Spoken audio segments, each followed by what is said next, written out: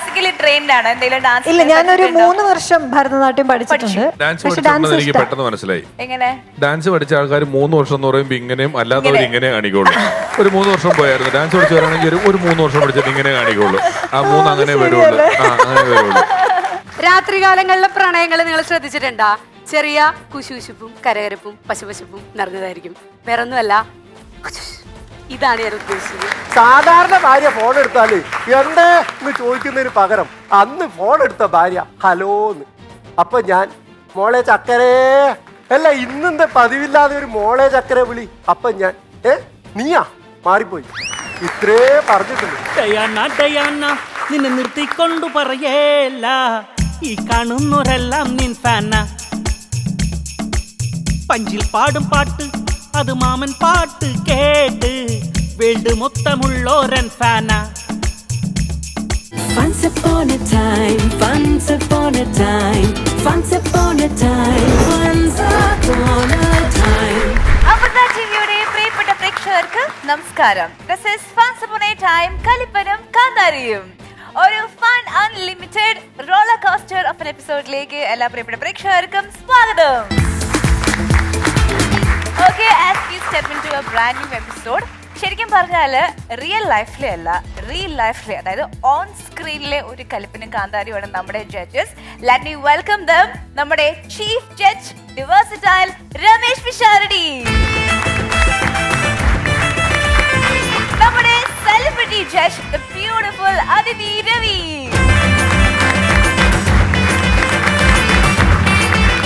ഒപ്പം ഇന്നത്തെ എപ്പിസോഡിൽ നമ്മോടൊപ്പം ജോയിൻ ചെയ്യുന്നു പ്രശസ്ത വ്ളോഗറും ഫിലിം റിവ്യൂവറുമായ അനീഷ് കുംഭകോണം. അതിഥി, ഹലോ. ഞങ്ങൾക്കും ഞങ്ങളുടെ പ്രേക്ഷകർക്കും ഒക്കെ ഒരുപാട് ആഗ്രഹമുണ്ട്, അതായത് പ്രത്യേകിച്ച് നമ്മുടെ ഷോയിലൂടെ അതിഥിയെ കുറിച്ച് കൂടുതൽ അറിയണം. നമുക്കറിയാം അപ്കമിങ് പ്രോജക്ട്സിനെ കുറിച്ച് കഴിഞ്ഞ എപ്പിസോഡിൽ പറഞ്ഞു. ബട്ട് അപ്പാർട്ട് ഫ്രം ദാറ്റ്, അതിഥിയുടെ മറ്റു വിശേഷങ്ങൾ എന്തൊക്കെയാണ്, വീട്ടിലെ വിശേഷങ്ങൾ എന്തൊക്കെയാണ്?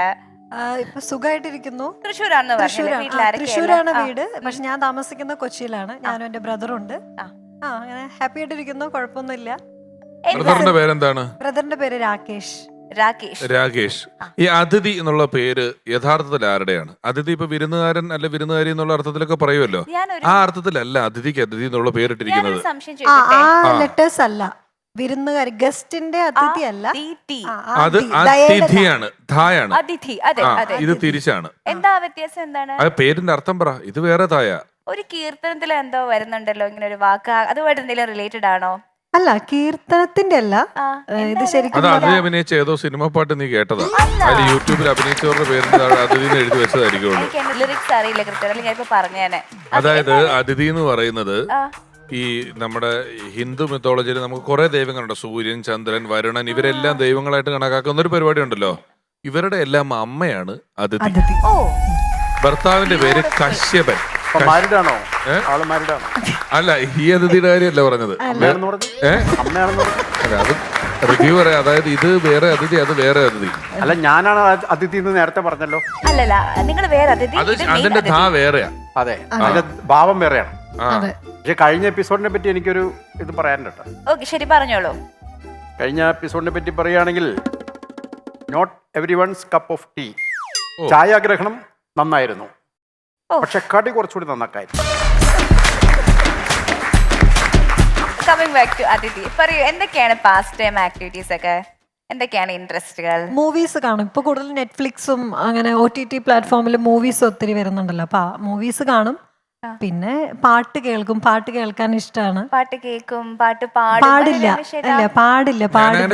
സ്കൂളിൽ പഠിക്കുമ്പോൾ എന്തൊക്കെയാണ് അതിഥി പങ്കെടുത്തിട്ടുള്ളത്? ഞാൻ ഡാൻസിനുണ്ടായിരുന്നു, പാട്ടിന് സംഘഗാനം പാട്ടിനുണ്ടായിരുന്നു. അതെ അതെ, സംഘഗാനത്തിലായിരുന്നു.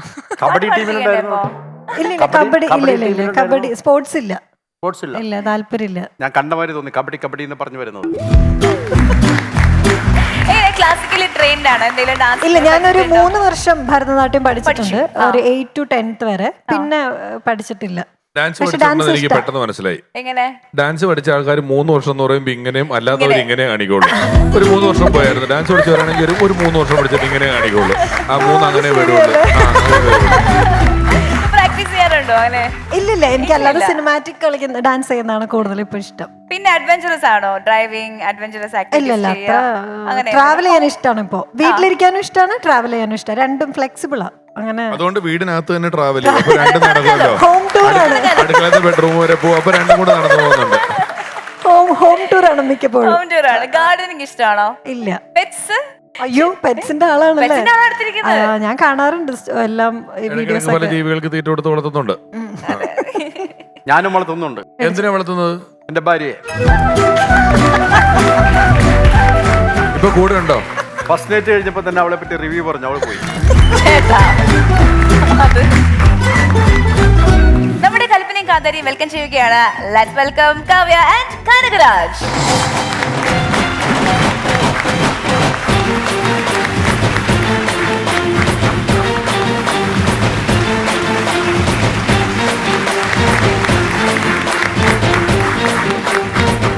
കലിപ്പൻ, കാവ്യ, കനകരാജ്, കാന്താരി എല്ലാം എല്ലാം കാമയം. കനകരാജ് ചേട്ടാ, അപ്പോ ഒരു ഇടവേളയ്ക്ക് ശേഷം വീണ്ടും വന്നിരിക്കുകയാണ്. നല്ല ഉഷാറായിട്ടുണ്ട് കേട്ടോ. എന്തുകൊണ്ട് നമ്മുടെ കഴിഞ്ഞ സീസണിൽ വന്നില്ല? കഴിഞ്ഞ സീസൺ മീൻസ് നമ്മുടെ ഒരു കോമ്പറ്റീഷൻ ഉണ്ടായിരുന്നു, 3rd സീസൺ. എന്തുകൊണ്ട് വന്നില്ല? അതിനിടയിൽ ഒരു ആക്സിഡന്റ് വന്നു. അയ്യോ, ആക്സിഡന്റ്. എന്ത് ആക്സിഡന്റ് ആയിരുന്നു?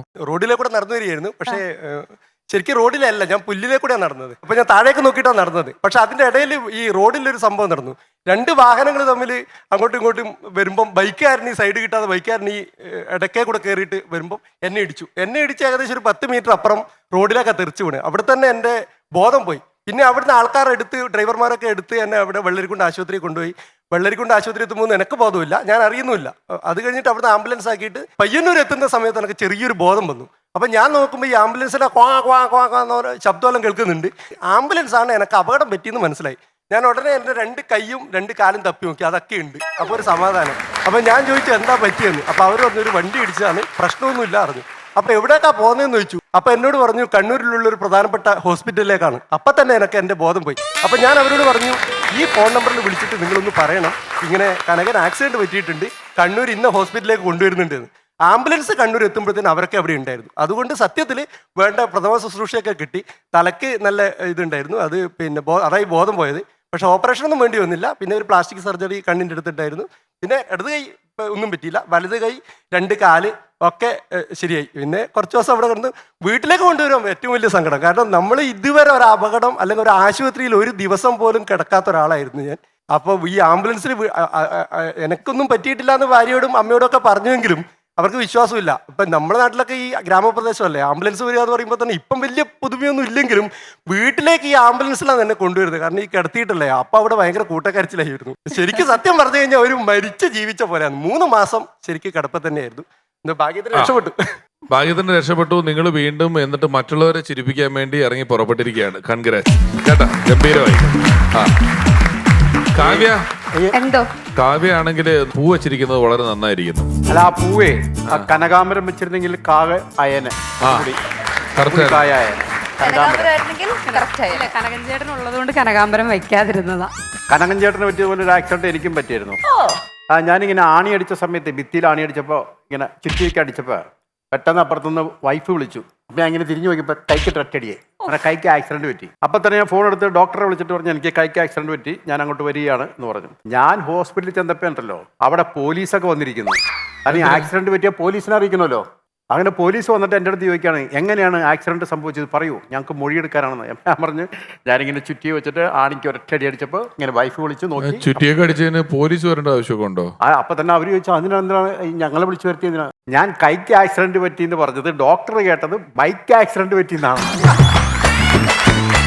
ഡോക്ടറെ കുറെ തെറിയും പറഞ്ഞിട്ട് അവര് പോയി. ഈ വീട്ടിനെ പറ്റി ഞാനൊരു റിവ്യൂ പറയട്ടെ. അതെന്റെ അവകാശമാണ്. വളരെ നന്നായിരുന്നു, ഒരു കൈയടിച്ചതാ. കാവ്യ, എന്തോ ഈ കാവ്യയുടെ പൂവിനെ പറ്റി പറഞ്ഞപ്പോ റിവ്യൂവർ ഒരു കനകാംബരം പറഞ്ഞിട്ടുണ്ട്. നല്ല രസമായി. കുറെ നാളായി ഇങ്ങനെ പൂ വെച്ചിട്ട് ഒരാളെ കണ്ടിട്ട്. തമിഴ്നാട്ടിൽ ഒരിക്കലും വെയിറ്ററിംഗ് ഹോട്ടലിൽ പോയപ്പം അതിന്റെ ആ പൈസ മേടിക്കുന്ന കൗണ്ടറിൽ ഇങ്ങനെ ഡാൻസ് കളിക്കുന്ന രൂപത്തിൽ ഒരു ചേച്ചി ഇങ്ങനെ തലയൊരു പ്രതിമയുണ്ട്.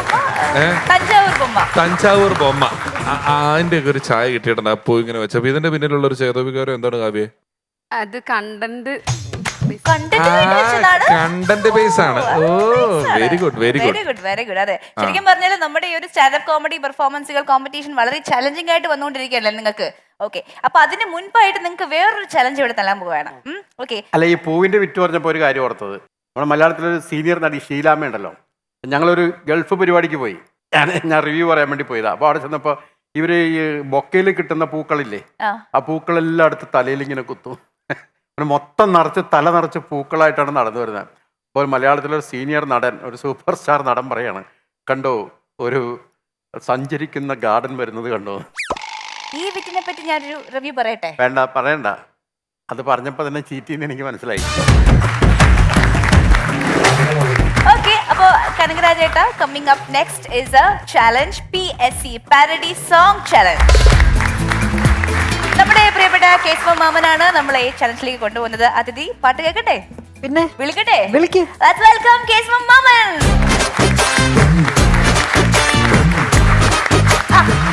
പറഞ്ഞതിന് മുൻപ് നമസ്കാരം. തന്നെ നമസ്കാരം.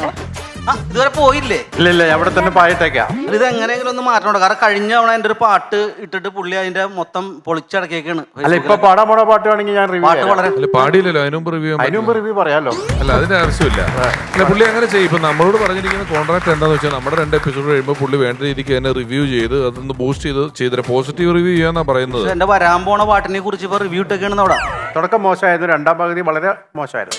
ഞാൻ ഒരു കാര്യം പറയട്ടെ, മര്യാദക്ക് ഇരുന്നില്ലെങ്കിൽ നിങ്ങളുടെ റിവ്യൂവിനെ കുറിച്ച് ഞാൻ ഒരു പാരഡി അങ്ങോട്ട് പാടും അല്ലേ? അയ്യോ ഇതെന്താണെന്ന് പോലും അറിയാമോ, അയ്യോ ഇതെന്താണെന്ന് പോലും അറിയാമോ, അയ്യോ ഇതെന്താണെന്ന് പോലും അറിയാമോ,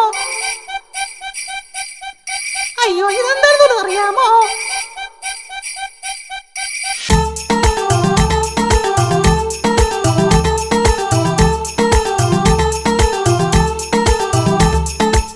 ഡയാന ഡയാന നിന്നെ നിർത്തിക്കൊണ്ടു പറയേല, ഈ കാണുന്നവരെല്ലാം നിൻ ഫാന. പഞ്ചിൽ പാടും പാട്ട് അത് മാമൻ പാട്ട് കേട്ട് വേൾഡ് മൊത്തമുള്ളോരൻ ഫാന. ഡയാന ഡയാന നിന്നെ നിർത്തിക്കൊണ്ടു പറയേല, ഈ കാണുന്നവരെല്ലാം നിൻ ഫാന.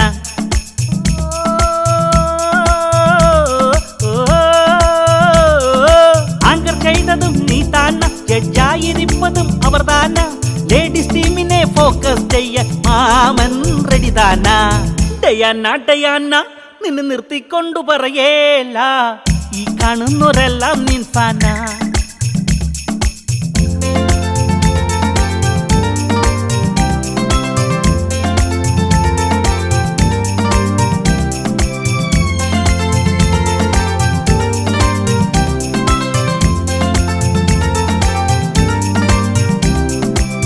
ആണും പെണ്ണും മത്സരമങ്ങ് മുറുകുന്ന നേരം, കലിപ്പനും കാന്താരിക്കും തിളങ്ങാനീ ഫ്ലോറ്.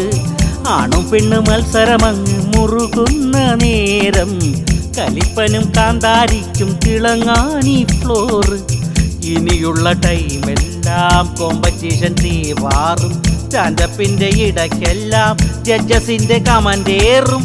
എന്റെ പഞ്ച് ലെവലാക്കാൻ എന്റെ സോങ് നിർബന്ധം, എന്റെ പഞ്ചു ലെവലാക്കാൻ എന്റെ സോങ് നിർബന്ധം. ഡയാന മോളടുത്തുണ്ടേൽ കോമ്പിനേഷൻ കളറാകും. ഡയാന ഡയാന നിന്നെ നിർത്തിക്കൊണ്ടു പറയേല, ഈ കാണുന്നവരെല്ലാം നിൻ ഫാന. പഞ്ചിൽ പാടും പാട്ട് അത് മാമൻ പാട്ട് കേട്ട് വേൾഡ് മൊത്തമുള്ളോരൻ ഫാന.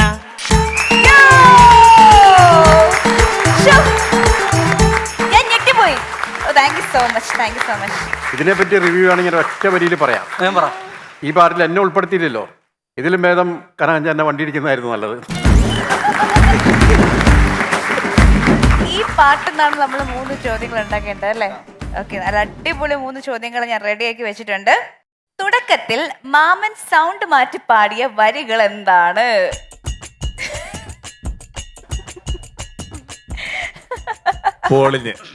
ഇത് ആർക്ക് വേണമെങ്കിലും പറയാം കേട്ടോ, ആർക്ക് വേണമെങ്കിലും പറയാം. യെസ്, ഓഡിയൻസിന് പറയാം, ജഡ്ജസിന് പറയാം. ആദ്യം അവര് പറയാൻ നോക്കട്ടെ. അതെ അതെ, യെസ് കേട്ടോ. ശ്രമിച്ചു നോക്കുന്നു. അതെ, അയ്യോന്നാ പറയണം. കിട്ടുന്നില്ല. അപ്പൊ അമ്മാവൻ തന്നെ പറഞ്ഞോ. അയ്യോ ഇതെന്താണെന്ന് പോലും അറിയാമോ, അയ്യോ ഇതെന്താണെന്ന് പോലും അറിയാമോ, അയ്യോ ഇതെന്താണെന്ന് വല്ലതും അറിയാമോ. അത് ഈ ലോകത്ത് TV കണ്ടുപിടിച്ചതിന് പിന്നെ വന്നിട്ടുള്ള ഒരു ക്വിസ് പരിപാടിയിലും ഇത്രയും പാടുള്ളൊരു ചോദ്യവും ഇങ്ങനത്തെ ഒരു ഉത്തരവ് ഉണ്ടായിട്ടില്ല എന്നുള്ളതാണ്. ഒന്നുകൂടെ പറഞ്ഞ അമ്മാവ. അയ്യോ ഇതെന്താണെന്ന് അറിയാമോ? രണ്ടാമത്തെ ചോദ്യം. ഈ പാട്ടിൽ എത്ര തവണയാണ് ഡയാനയുടെ, അതായത് എന്റെ പേര് പറയുന്നത്? ഒന്ന് ഏകദേശം 8. അടുത്തെത്തി. അല്ല എന്തേലും പറയോ, ഒരു ഇത് വെച്ചിട്ട് പറഞ്ഞോ. എന്നാ 9. നല്ലൊരു കയ്യടി കൊടുക്കണം. ആർക്ക്? കാവ്യക്ക്. ഇവിടെ ഒരു കയ്യടി കൊടുക്കണം. 9 തവണ. ഇതൊരു പക്ഷേ പറയാൻ പറ്റുമായിരിക്കും. വളരെ ഈസി ക്വസ്റ്റ്യൻ ആണ്. മാമൻ എന്തിനെയാണ് ഫോക്കസ് ചെയ്ത് റെഡി ആയിരുന്നത്? ഗേൾസിനെ സപ്പോർട്ട് ചെയ്യും. ഗേൾസിനെയോ? അല്ല, ഫൺ സപ്പോർട്ട്, മറ്റേ ഗേൾസ് വരുമ്പോ അവരെ Correct, സപ്പോർട്ട് correct ആണ്. Ladies team. അല്ലേ? കണ്ണടച്ചാണെങ്കിൽ പറയാം ഉത്തരം. അപ്പോ ഈ സെഗ്മെന്റ് കഴിയുമ്പോഴത്തേക്കും അല്ല, അത് കാവ്യ ലിറിക്സ് കേട്ടിട്ടല്ല ഉത്തരം പറഞ്ഞത്. കാവ്യ കണ്ടോണ്ടിരിക്കാനുള്ളത്. ഇവിടെ ഷൂട്ടിങ്ങിന് വന്ന സമയം തൊട്ട് ഇതിങ്ങനെ ഈ കുളത്തിന്റെ കാര്യം പൊന്മാൻ ഇരിക്കുന്ന പോലെ ഇരിക്കുമല്ലേ, അതുകൊണ്ട് പറഞ്ഞു. അങ്ങനെയൊന്നുമില്ല അല്ലേ? ഇല്ല, അങ്ങനെയൊന്നുമില്ല.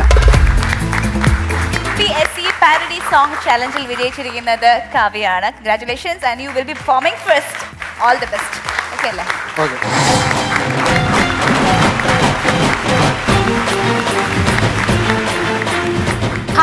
ഹായ് നമസ്കാരം. ഞാൻ Kavya Srinivas, official, made in Kunnamkulam.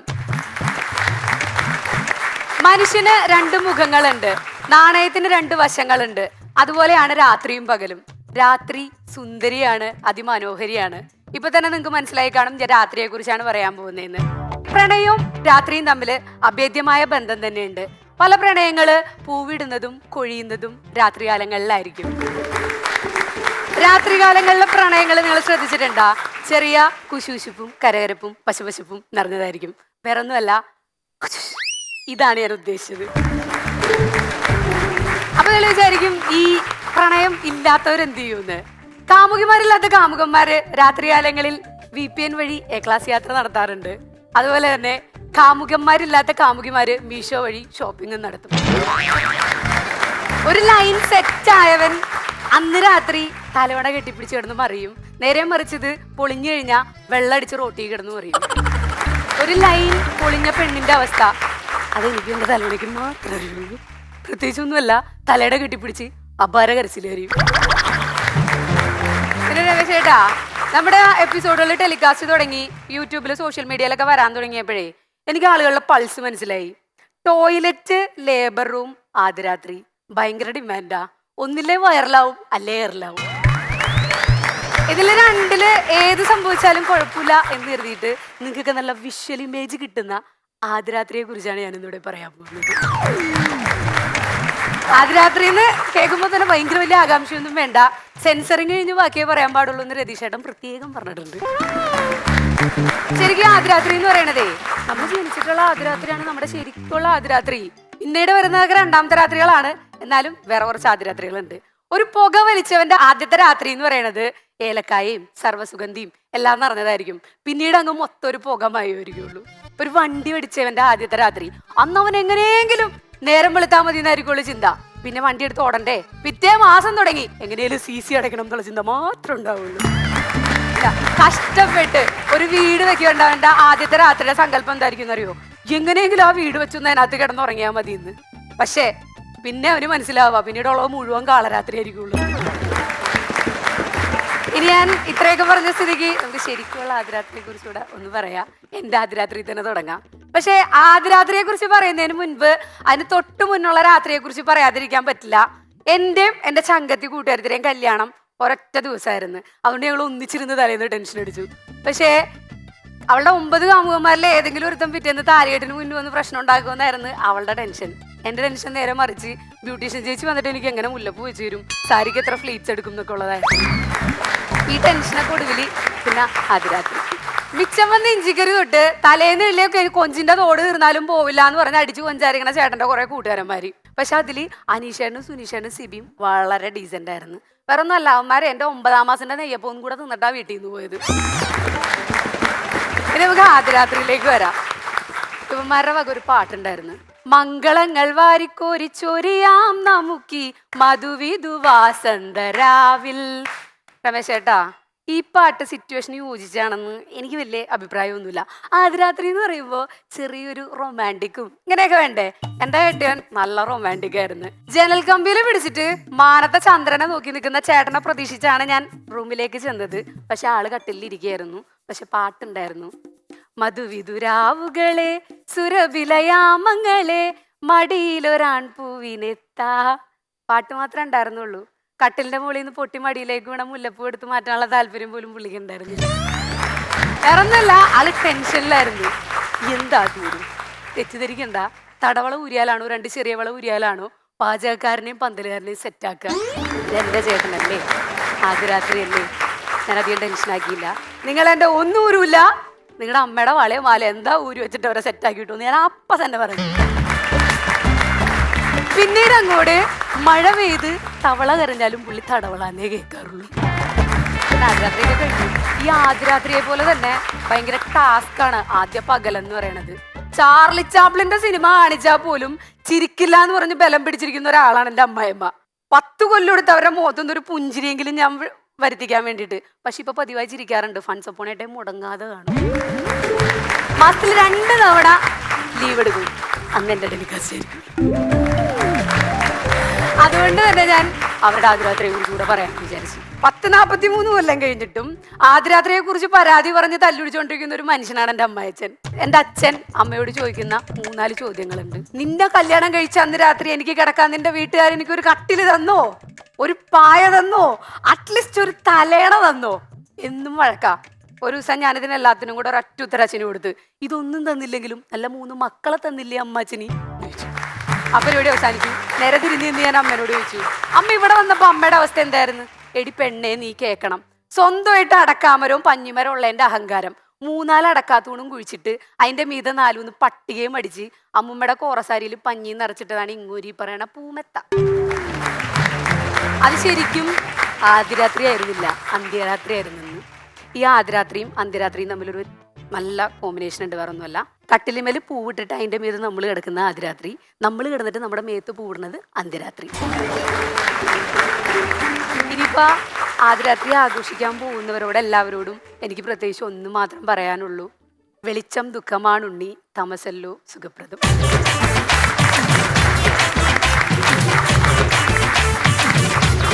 Kavya, നല്ല പെർഫോമൻസ് ആയിരുന്നു കേട്ടോ. ആദ്യം തന്നെ നമ്മുടെ ഫൺസ് അപ്പോൺ എ ടൈം കണ്ട് ചിരിക്കുന്ന അമ്മായിയമ്മയോട് ഞങ്ങളുടെ വലിയൊരു അന്വേഷണം പറയണം. ഓക്കെ, നല്ല പെർഫോമൻസ് ആയിരുന്നു ചേട്ടാ. നിങ്ങൾ തന്നെ പറഞ്ഞു ഇവിടെ കച്ചവടമുള്ള വിഷയങ്ങൾ ഏതൊക്കെയാണെന്ന് യൂട്യൂബ് നോക്കി കണ്ടുപിടിച്ചു എന്ന് പറഞ്ഞിട്ടാണ് ആദ്യരാത്രിയായിട്ട് വന്നിരിക്കുന്നത്. പറഞ്ഞ വിഷയത്തിൽ ആദ്യരാത്രി വലിയ സ്വപ്നം കണ്ടിട്ടാണ് പലരും എത്തുന്നത്. അതിൽ വിവാഹം നിശ്ചയിച്ച് അറേഞ്ച്ഡ് മാരേജ് ചെയ്തവരെക്കാൾ ഇതിലൊരു വലിയ ആഗ്രഹ സ്വപ്നമൊക്കെ ചില പ്രേമിക്കുന്നവർക്കുണ്ട്. കാരണം അവരുടെ എയിം ഇതായിരുന്നു. എന്നോ കണ്ട ആദ്യത്തെ ദിവസം പ്രേമം എന്ന് പറഞ്ഞ ആ ദിവസം തൊട്ട് ഒളിച്ചു കാണുന്നു, പാത്ത് കാണുന്നു, പേടിച്ച് കാണുന്നു എന്നൊക്കെ ഉള്ളതെല്ലാം മാറിയിട്ട് ഒരു ലക്ഷ്യമുണ്ട്. ഈ കല്യാണം കഴിക്കണവന് തുടർന്ന് ജീവിക്കുക എന്നുള്ളതാണ് ലക്ഷ്യം. നിശ്ചയിച്ചവന്, പ്രേമിക്കുന്നവന് കല്യാണമാണ് ലക്ഷ്യം. ഇങ്ങനെ ഒരു പ്രശ്നമുണ്ടല്ലോ. അപ്പോൾ ഷൈജോ എന്ന് പറയുന്ന ഒരു സുഹൃത്തുണ്ട്. സുഹൃത്ത് അത്യാവശ്യം തിരക്കേടില്ലാത്തൊരു വീടിന് പ്രേമിച്ചു, കല്യാണം കഴിച്ചു കഴിഞ്ഞാൽ പ്രേമിച്ചിട്ട് ആ പെണ്ണിനെ ചാടിച്ചോണ്ട് വന്നു. ആ പെണ്ണിനെയും കൊണ്ട് ഒളിച്ചോടി വരലും അവളുടെ അച്ഛനും സഹോദരന്മാരും എല്ലാം കൂടെ വലിയ വിഷയമുണ്ടാക്കി. കാരണം ഇവനെ കൊണ്ടുപോയെന്നുള്ളത് അറിയാം, ചെറുതായിട്ട് ഒരു തവണ വീട്ടിൽ പിടിച്ച പ്രേമമാണ്, അങ്ങനെ ഒരുപാട് പ്രശ്നങ്ങളുണ്ടാവും, ഇത് വലിയ വിഷയമാകും എന്നുള്ള വലിയ ബോധ്യമുണ്ട്. അതുകൊണ്ട് തന്നെ നിങ്ങൾ പറഞ്ഞ പോലെ ഈ കൂട്ടുകാരുണ്ടല്ലോ, ഷൈജോയുടെ ഒരു 4-5 കൂട്ടുകാരനെയും അമ്മാവനെയൊക്കെ വീട്ടിൽ വിളിച്ചു നിർത്തി. ഷൈജോ വേറെ ഒളിവിൽ പോയൊന്നുമില്ല, നേരെ സ്വന്തം വീട്ടിലേക്ക് തന്നെയാണ് കൊണ്ടുവന്നത്. അങ്ങനെ സ്വന്തം വീട്ടിലേക്ക് വരുമ്പം കാര്യം ഇങ്ങനെയൊക്കെയാണ് ഓടി വന്നതാണെങ്കിലും ഈ പെങ്കൊച്ചിനും വീട്ടുകാരെ വിട്ടുകൊണ്ട് വന്നതിൻ്റെ ഒരു വിഷമമുണ്ട്. എത്ര നിശ്ചയിച്ച കല്യാണമാണെങ്കിലും വീട്ടിൽ നിന്ന് ഇറങ്ങുമ്പോൾ ഈ പെൺപിള്ളേർ കരയുമല്ലോ എന്ന് പറഞ്ഞതുപോലെ ഈ പെങ്കൊച്ചിനും ഇത്തിരി വിഷമമുണ്ട്. ഷൈജോയ്ക്കാണ് അത്ര വിഷമമൊന്നുമില്ല, പെങ്കൊച്ചു കൂട്ടത്തിൽ വന്നതിന്റെ സന്തോഷമുണ്ട്. പക്ഷെ ഇതിന്റെ ഒരു ഇമോഷണൽ കണക്ഷൻ വ്യത്യാസമുണ്ട്. പെണ്ണ് ദുഃഖിച്ചിരിക്കുകയാണ്. ആ സമയത്ത് ഇവന് റൊമാൻറ്റിക് ആകാൻ പറ്റില്ല. ഇവൻ ഭയങ്കര റൊമാൻറ്റിക് ആയിട്ടാണ് ഇരിക്കുന്നത്. അതിന്റെ വലിയ കൺഫ്യൂഷൻ ഇരിക്കുക. എന്ത് ചെയ്യണമെന്ന് ഷൈജോയ്ക്ക് അറിയാൻ പാടില്ല. സമാധാനിപ്പിക്കണോ കെട്ടിപ്പിടിക്കണോ ആകെ കൺഫ്യൂഷൻ ആയിട്ട് ഷൈജോ ഇരിക്കുന്നു. 3-4 കൂട്ടുകാർ വീടിന് ചുറ്റും അപ്പുണ്ട്. അങ്ങനെ ഷൈജോ 10 മണി 11 മണി 12 മണി 1 മണി വരെയൊക്കെ വർത്തമാനം പറഞ്ഞ് ആ ഇമോഷണൽ പോർഷൻ കംപ്ലീറ്റ് പതുക്കെ ഡിലീറ്റ് ചെയ്ത് 4 മണിക്കൂറത്തെ അധ്വാനമാണ്. പല കാര്യങ്ങൾ പറഞ്ഞ് സ്വപ്നം കാണിച്ച് അങ്ങനെ ഒരു മണിയായപ്പം ആ വീട്ടുകാരെ വിട്ടു വന്നതിന്റെ ദുഃഖമൊക്കെ പതുക്കെ പെൺകുട്ടിക്ക് മാറി. ഷൈജോ പതുക്കെ കൈയിട്ട് പിടിക്കാൻ ചെന്ന ജനലിന്റെ അപ്പുറത്തുനിന്ന് ഒരു വോയിസ് ഓവർ കൂട്ടുകാരന്മാരും അടിച്ചോണ്ടിരിക്കുക പുറത്ത്. അവളുടെ ആങ്ങളെ എങ്ങാൻ വന്നാൽ ഞാൻ ഒറ്റ വെട്ടിന് കൊല്ലും പറഞ്ഞേക്കാം. അയ്യോ ഷൈജോ ചേട്ടാ അവരോട് കൊല്ലേന്ന് പറഞ്ഞിട്ട് പിന്നെ ഷൈജോ അവൻ അങ്ങനെ എനിക്കറിയാവുന്നവൻ, അവൻ അങ്ങനെ കുഴപ്പമൊന്നുമില്ല എന്ന് പറയുമ്പോൾ ഷൈജോയുടെ ചേട്ടൻ ആങ്ങളെ അവളുടെ അച്ഛൻ വന്നാൽ ഇവിടുന്ന് പോയല്ലോ, വെട്ടി ഞാൻ 16 കഷ്ണമായിട്ട് ചാക്കി കെട്ടി കളയുമല്ലോ എന്നൊക്കെ പറഞ്ഞിട്ട് ജനലിന്റെ പുറത്തുനിന്ന് വോയിസ് ഓവർ ആങ്ങളെനെ വിട്ടു, അച്ഛനെ വിട്ടു, അങ്ങനെ വിട്ടു. അങ്ങനെ സൂര്യൻ ഉദിക്കുന്നവരെ സമാധാനിപ്പിച്ചിരുന്നു ഷൈജോ. എന്നെ കുറിച്ച് മാത്രമാണ് പറഞ്ഞത്. ഇത് ഒരു സുഹൃത്തെന്ന് പറഞ്ഞിട്ട് ഇങ്ങനെ ഒരു സുഹൃത്ത് ഇരുന്നിട്ട് ഇങ്ങനെ പറയാൻ പാടില്ല. ഈ സാജു കൊടി എന്ന് പറയുന്ന ആലുവയിലുള്ള ഒരാളുണ്ട്. അതെ അതെ അയാളുടെ ജീവിതത്തിലും ഏതാണ്ട് ഇത് തന്നെയാണ് സംഭവിച്ചത്. സംഭവിച്ചത് ആ ഒരു മിമിക്രിക്കാരൻ വിവാദമായിരുന്നു. കേട്ടിട്ടുണ്ട്. പള്ളിയിൽ ഞായറാഴ്ച പാർക്ക് ചെയ്ത കാറിന് തൊളിച്ചിരുന്നിട്ടുണ്ട് ചേട്ടന്മാർ ഇടിക്കാൻ പിടിക്കാൻ വരുന്ന പഠിച്ചിട്ട് കാറ് മാറിയിട്ട്. എന്നാലും ധൈര്യമുണ്ട്, ധൈര്യം കാണിച്ചു ആളെ കൊണ്ട് അടിച്ചു മാറ്റിക്കൊണ്ട് വന്നു. അതൊക്കെ അന്നേ ചെയ്തു. വിപ്ലവമായിരുന്നു അന്ന് കാലത്ത്. ഒരുപാട് പേരെ ഞെട്ടിച്ചുകൊണ്ട് പോയ ലാൽ സലാം സിനിമയൊക്കെ കണ്ട് തിളച്ചു നിൽക്കുന്ന സമയമാണ്. അടിപൊളി. നല്ലതായിരുന്നു. എനിക്ക് ആദ്യരാത്രി എപ്പിസോഡ്, നമ്മൾ ഓരോ എപ്പിസോഡും ഒരു കാര്യം കൂടെ, അന്ന് എന്നെ കയ്യിൽ ചില ബാഗിൽ ചില ഐറ്റങ്ങളൊക്കെ ഇരിപ്പുണ്ട്, മുഖം മാറ്റാനും അതിനും ഇതിനും ഒക്കെ ഉള്ളേ. ഒരു ദിവസം ആലുവ ചന്തയിൽ കൂടെ അവളുടെ ആങ്ങളമാര് തല്ലാൻ നിപ്പൊട്ടെന്ന് പറഞ്ഞിട്ട് വാജ്പേയി പോയത് കണ്ടവരുണ്ട്. വാജ്പേയി ആലുവ ചന്തയിൽ കൂടെ പോയത് കണ്ടവരുണ്ടെന്ന്. ഒരു പകുതി വാജ്പേയി ഒരു വിഗും ഒരു സാധനവും വെച്ചിട്ട് ആങ്ങളമാര് സാജു കൊടിയൻ എന്ന് പറയുന്ന ബലിഷ്ഠനായ മനുഷ്യനെ നോക്കി നിൽക്കുമ്പം ഒരു വിഗ് വെച്ച് ഒരു അപ്പൂപ്പൻ സൈഡിൽ കൂടെ വാജ്പേയിയുടെ ചായയിൽ പോയി വീട്ടിൽ കയറിയതൊക്കെ. ഈ സ്റ്റാൻഡപ്പ് കോമഡി നടത്തുമ്പോൾ നമുക്ക് കേൾക്കുന്നവർക്ക് വിഷ്വൽ ചെയ്യാനും കൂടി പറ്റുന്നതാണ് ഭയങ്കര ഒരു ഫീല്. നമുക്ക് കണക്ട് ചെയ്യാൻ പറ്റുന്നു, വിഷ്വൽ ചെയ്യാൻ പറ്റുന്നു. കണക്ട് ചെയ്യാൻ പറ്റുന്നല്ല, എനിക്ക് വിഷ്വൽ ചെയ്യാൻ മോശമല്ലേ. ഒരാൾ അവിടെ നേരത്തെ വണ്ടി ഇടിച്ച് ആംബുലൻസിൽ പോയപ്പോഴൊന്നും വിഷ്വൽ ചെയ്തില്ലല്ലോ. അയാള് റോഡിൽ വണ്ടി ഇടിച്ചു, കനകൻ ചേട്ടൻ വണ്ടി ഇടിച്ചതും ഹോസ്പിറ്റൽ ഒന്നും വിഷ്വൽ ചെയ്തില്ല. ആദ്യരാത്രി എന്ന് പറഞ്ഞപ്പോ തൊട്ടങ്ങ് വിഷ്വലാ ഒന്നും. ഇതിപ്പോ വിഷ്വൽ ചെയ്തോണ്ടിരിക്കുവായിരുന്നു ഇവിടെ.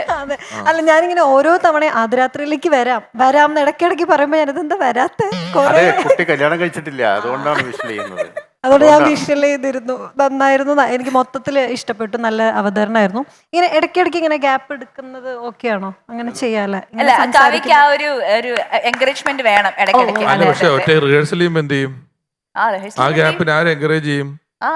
എനിക്കത് അറിയില്ല. ഒരു വിറ്റ് പറഞ്ഞു കഴിഞ്ഞാൽ നിങ്ങൾ കൈയടിച്ചാലേ ഞാൻ ബാക്കി പറയുള്ളൂ എന്നുള്ള പോലെ നിൽക്കുക. അങ്ങനെയാണ് നിൽക്കുന്നത്. അതെനിക്ക് തോന്നി. അതില്ലാതെ പോവാ, ആ ഒരു ഫ്ലോയിൽ അങ്ങ് പോവാണെങ്കിൽ ഫ്ലോയിൽ പോണം, കുറച്ചും കൂടി രസമായിരുന്നേനെന്നും തോന്നി. പക്ഷെ എല്ലാം നന്നായിരുന്നു, അടിപൊളിയായിരുന്നു. പിന്നെ പില്ലോ കെട്ടിപ്പിടിച്ച് കരഞ്ഞ കാര്യം പറഞ്ഞപ്പോ ഡയാന ശരിക്കും കൈയടിക്കുന്നുണ്ടായിരുന്നു. അപ്പൊ എല്ലാം മൊത്തത്തില് അടിപൊളിയായിരുന്നു കേട്ടോ. അല്ല, ഇനി നമുക്ക് ഈ ഒരു അവസരത്തിലേ ചോദിക്കാൻ പറ്റുള്ളൂ. ഒരുപാട് ആളുകൾ ഇപ്പം നമ്മുടെ റിവ്യൂവർ പറഞ്ഞു അതിഥി അവിവാഹിതയാണ് എന്ന്. അതിഥിയുടെ ഭർത്താവിനെ കുറിച്ചുള്ള സങ്കല്പങ്ങൾ ഈ എപ്പിസോഡിൽ വെളിവാക്കാൻ പോകുന്നു. അങ്ങനെയില്ല, സത്യമായിട്ടും നല്ലപോലെ സ്നേഹിച്ച മാത്രം മതി ചേട്ടാ.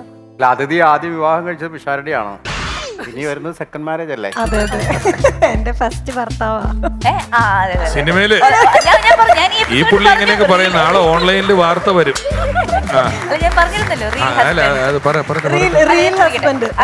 നന്നായിട്ട് സ്നേഹിക്കുന്ന ഒരാള് നന്നായി സ്നേഹിക്കുന്ന സ്നേഹം എങ്ങനെയൊക്കെ എക്സ്പ്രസ് ചെയ്യപ്പെടുന്നതാണ് ഇഷ്ടം. എക്സ്പ്രസ് ചെയ്യണം, ഉള്ളിൽ വെച്ചോണ്ടിരിക്കാൻ പാടില്ല. അതെ, എങ്ങനെ വേണം? അല്ല, അത് എക്സ്പ്രസ് ചെയ്യാന്ന് നമുക്ക് മനസ്സിലാവില്ല. റൊമാൻറ്റിക് ആകാം. ഈ പറഞ്ഞ പോലെ എന്താ പറയാ, സപ്പോർട്ട് ചെയ്യണം, നമ്മള് റൊമാൻറ്റിക് ആയിരിക്കണം, അങ്ങനെയൊക്കെ അത്യാവശ്യം നല്ല നമുക്ക് മനസ്സിലാവും സ്നേഹിക്കുന്നുണ്ടെന്ന്. അതെനിക്ക് ഫീൽ ചെയ്താൽ മതി, അത്ര. അല്ലാതെ ഉള്ളിൽ സ്നേഹം ഉണ്ടെന്ന് പറഞ്ഞിട്ട് കാര്യമില്ലല്ലോ. ഫീൽ ചെയ്യണം. അങ്ങനെ ഒരാളാണെങ്കിൽ നോക്കാം. റെഡിയാകും. നീ ആരുടെ കാര്യം പറഞ്ഞ? എനിക്ക് മനസ്സിലായി, എനിക്ക് മനസ്സിലാവുന്നുണ്ട്. കളിപ്പനും കാന്താരം വേദിയിലേക്ക് എത്തുന്നു കനകരാജ്.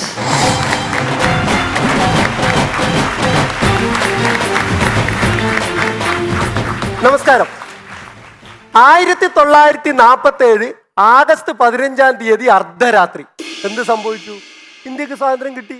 1974 ജനുവരി 15-ാം തീയതി അർദ്ധരാത്രി ഞാൻ ഭൂജാതനായി. ഞാൻ വന്ന പാടെ ഒന്ന് കരഞ്ഞു. പിന്നെ ഞാൻ ചുറ്റും നോക്കി. ഇപ്പൊ ഡയാനെ പോലെ അതിഥിയെ പോലെ 2 വെള്ളരി പ്രാവുകൾ എൻ്റെ സൈഡിൽ. ഒരാൾ പറയുന്നു കനകം പോലത്തെ കുട്ടി, ഇപ്പൊ മറ്റേ ആള് പറയുന്നു രാജകുമാരനെ പോലത്തെ കുട്ടി. ഇതറിഞ്ഞ ഞങ്ങളെ നാട്ടിലെ ശോശാമ്മ ടീച്ചർ അപ്പ തന്നെ പേരിട്ടു കനകരാജൻ. അടിമക്കളെ കൈ. ഞാൻ ഇവിടെ മുമ്പ് 2 പരിപാടി അവതരിപ്പിച്ചിട്ടുണ്ട്. അതിനുശേഷം നാട്ടിൽ കുറച്ച് അനുമോദനങ്ങളും സ്വീകരണങ്ങളും ഉപകാരങ്ങളും ഒക്കെ കിട്ടി. ഞാനിങ്ങനെ വെലസി നടക്കുന്ന സമയത്ത് ഈ ഡയാന കാരണം 2 ദിവസം എനിക്ക് വീട്ടിൽ കയറാൻ പറ്റിയിട്ടില്ല. ആ സംഭവം പറയാം.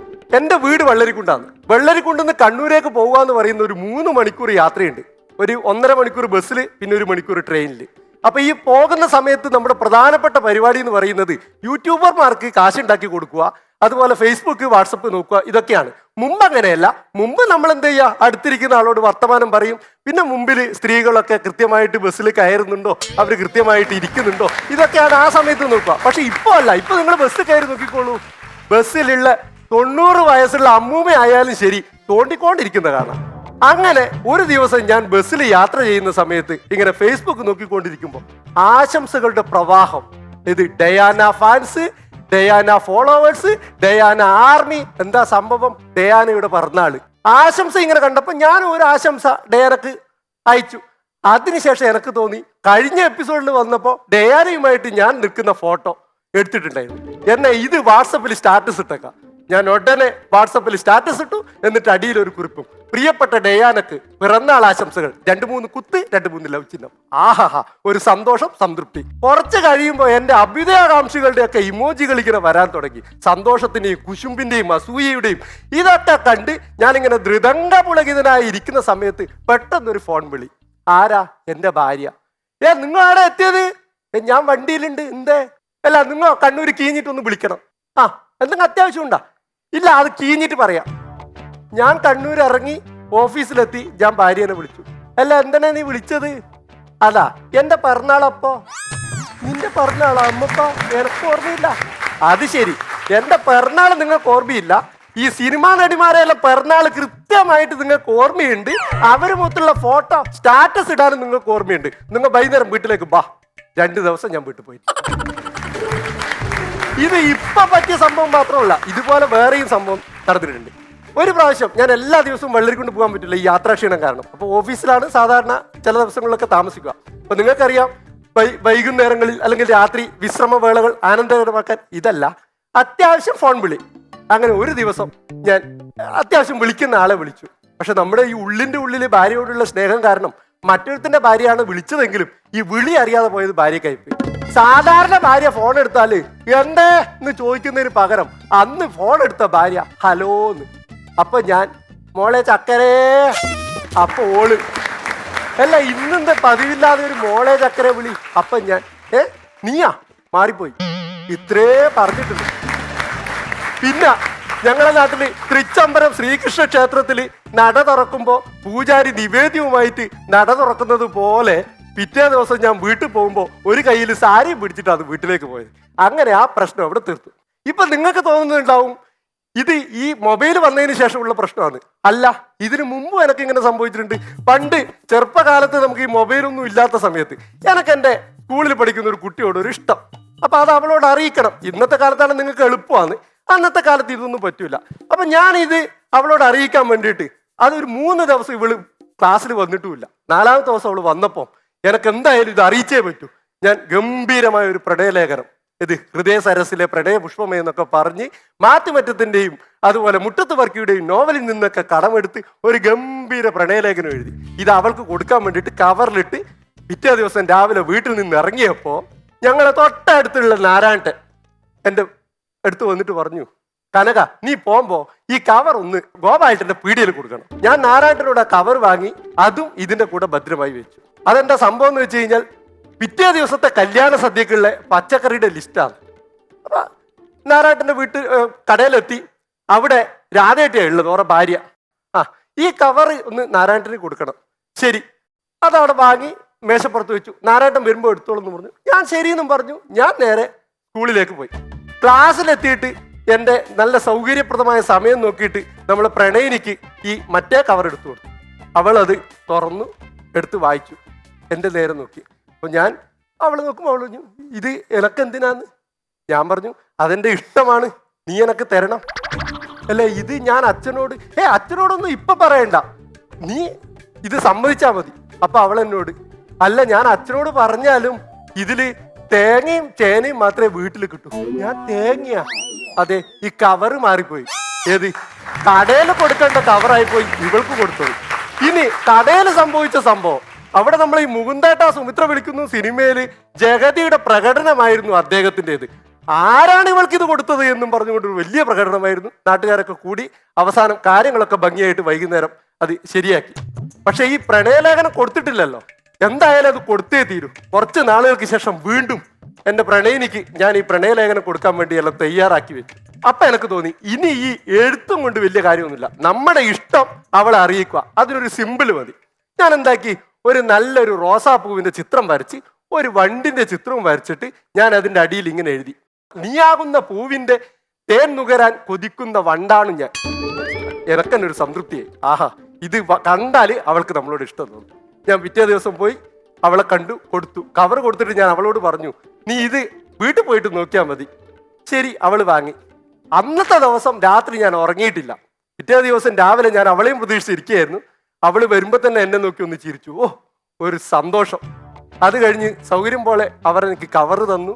ഞാൻ ആ കവർ എടുത്തിട്ട് ഒരു കാറ്റാടി മരത്തിന്റെ ചുവട്ടിലിരുന്നത് നോക്കിയപ്പം ആ കവറിനകത്ത് ഒരു പേപ്പർ, അതിൽ ഞാൻ കൊടുത്ത അതേ പേപ്പർ ചെറിയൊരു മാറ്റം വരുത്തിയിട്ടുണ്ട്. ഈ പൂവിന്റെ മുകളിൽ കുറച്ച് കുത്തിട്ടിട്ട് ഒരു ആരോ മാർക്ക് ഇട്ടിട്ട് അവൾ എഴുതി വെച്ചിട്ടുണ്ട്, ഈ റോസാ പൂവിൽ വണ്ടി ഇരിക്കാതിരിക്കാൻ എൻ്റെ ചേട്ടന്മാര് DDT പൊടി ഇട്ടിട്ടുണ്ട് എന്ന്. ഇതൊക്കെ പറഞ്ഞാലും ഒറ്റ കാര്യം പറയുള്ള രമേശേട്ട, അവസാനമായിട്ട് ഞാൻ ഇതൊക്കെ പ്രക്ഷേപണം ചെയ്യുമല്ലോ. പിറ്റേ ദിവസം സ്റ്റാൻഡപ്പ് കോമഡി അവതരിപ്പിച്ച ഭർത്താവിനെ ഭാര്യ ചെരവത്തടിച്ചു എന്ന് പറഞ്ഞ് പത്രത്തിൽ വാർത്ത വന്നില്ലെങ്കിൽ ഞാൻ വീണ്ടും ഇവിടെ വരും.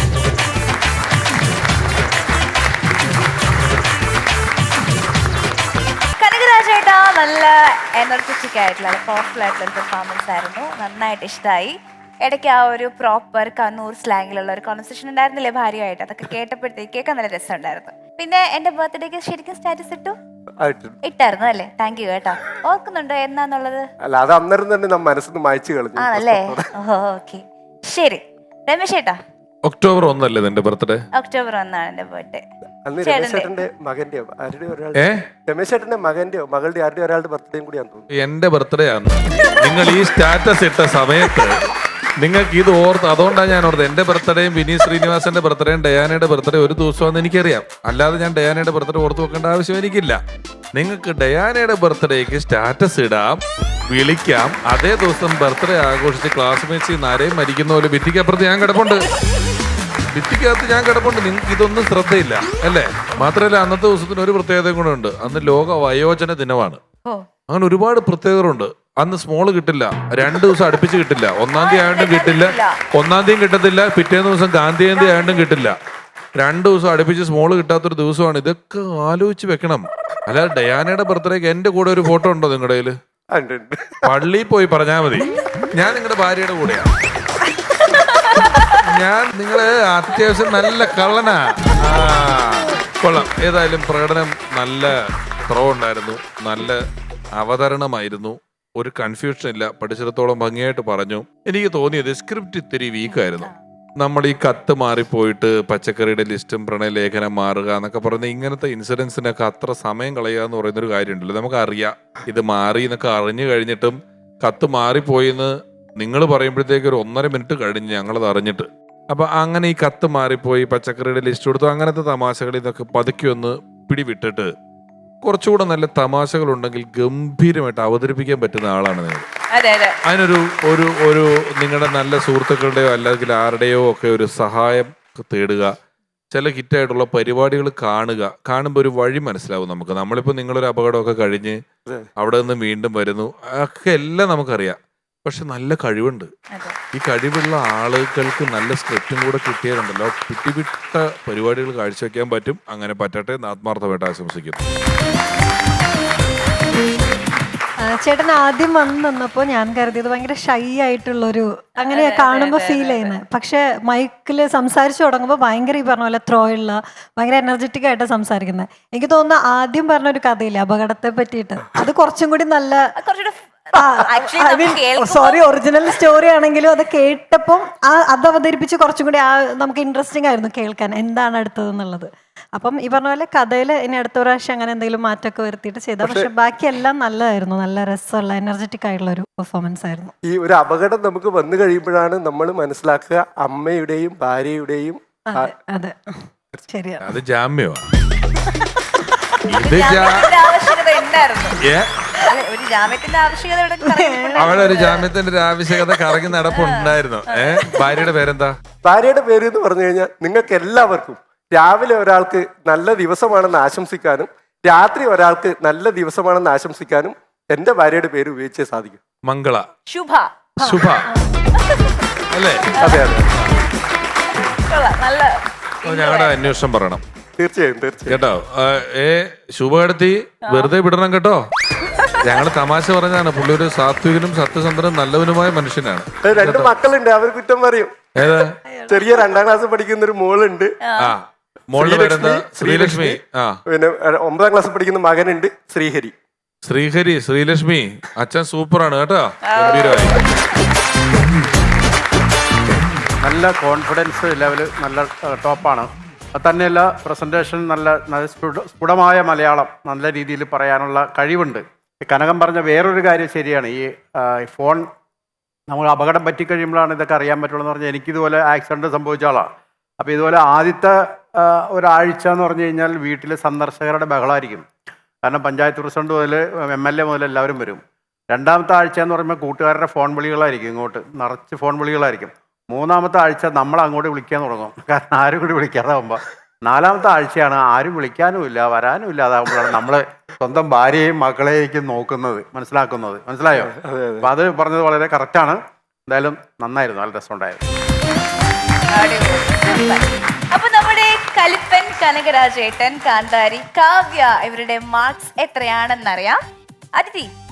കാന്താരി കാവ്യക്ക് 46. കലിപ്പൻ കനകരാജന് 45. കലിപ്പൻ കനകരാജ് ചേട്ടന് 45. കാന്താരി കാവ്യക്ക് 46.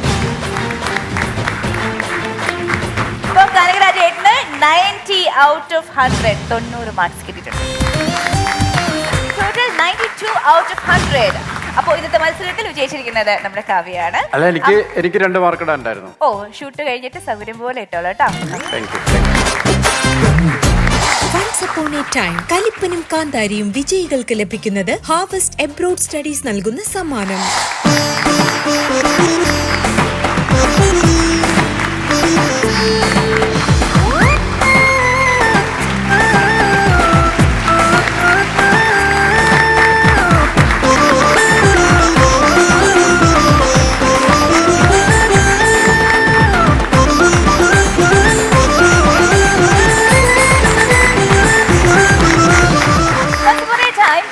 കാന്താരിയും yet another beautiful episode ഇവിടെ വൈൻഡ് അപ്പ് ചെയ്യുകയാണ്. See you all next time. Until then, bye bye.